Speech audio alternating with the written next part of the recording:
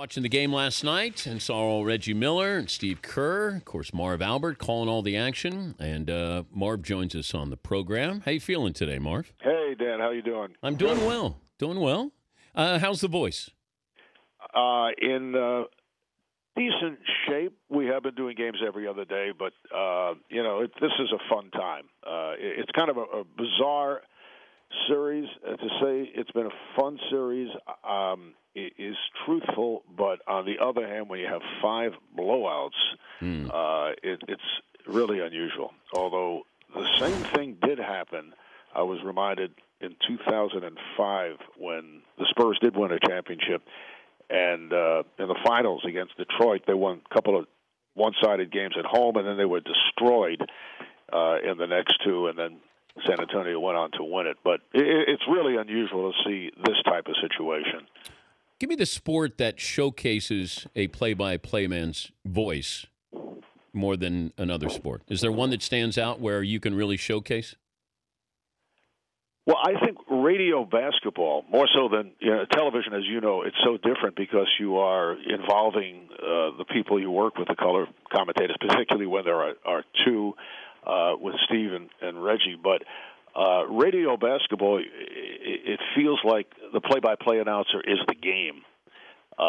Baseball has other idiosyncrasies because it's storytelling, and hockey is very difficult because it's nonstop. You just don't know when a goal is going to be scored, so you're always up at that level where there could be excitement or perhaps not. Play just continues. But to me, the best radio sports are basketball and even football because you have the natural tendencies of the play happens, the analyst comes in, and then the play happens, analyst comes in. But I think really basketball on radio, at least from my point of view.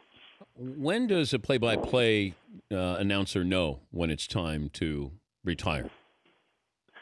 Are you trying to tell me something? No, not at all. Oh, okay.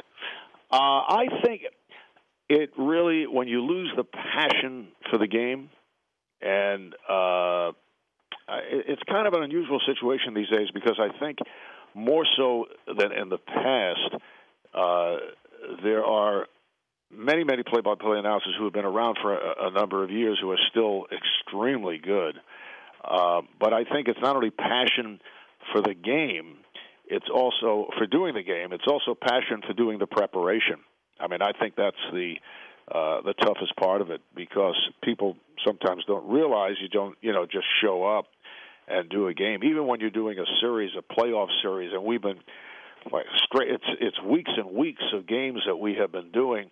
But although I did last night's game, there's still a lot of preparation. Things have changed, and you have to redo your notes and their anecdotes. So it never stops. And I think once you lose the feel for or the desire to want to do that, I think it's time to say, hey, it's been great. Gregg Popovich, I don't know if we call it a shtick, but at what point is it entertaining and stop? Well, at what point does it stop becoming entertaining? Because we are trying to get something out of him. So where do you stand on that with Popovich with these interviews during the game? Well, we have an unbelievable relationship with him. So it's a type of. It really becomes that before the game, he may be the greatest coach or manager in terms of giving you the game plan and trusting that you're going to use it properly. So that's all, I think that weighs into it. Yeah. I think it's just fun, at times.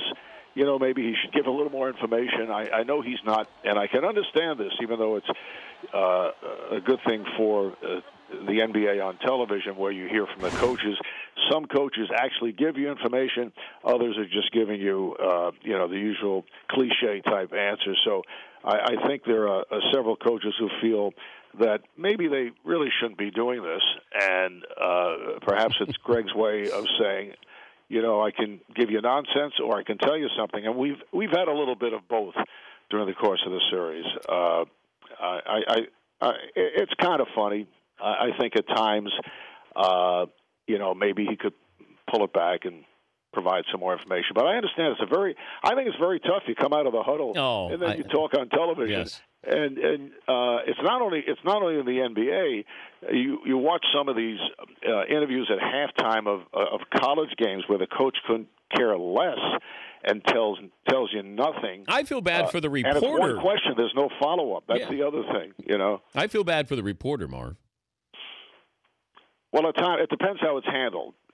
I think like Craig Sager and David Aldridge, I think handle it extremely well, and I think at times you're probably correct. Compare LeBron James and Michael Jordan.